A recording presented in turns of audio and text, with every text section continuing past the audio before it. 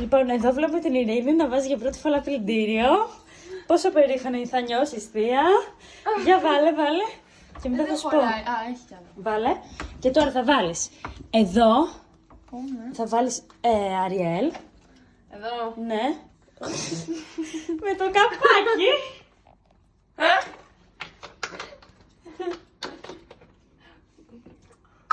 Πόσο θα βάλω?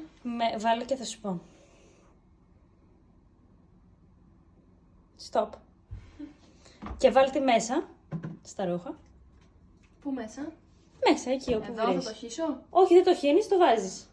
Το αφήνεις μέσα με τα ρούχα. Εκεί, βάλ το ανάμεσα και άστο. Άστο εκεί. Κλείσε τώρα την πορτούλα. Πάτε το κουμπί. Αυτό? Ναι.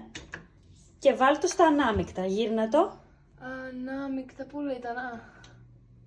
Ωραία. Και πάτα στις στροφές, στο spin, που λέει 1400. Πάτα, από κάτω. Να γίνει 800. Να το. Και πάτα start.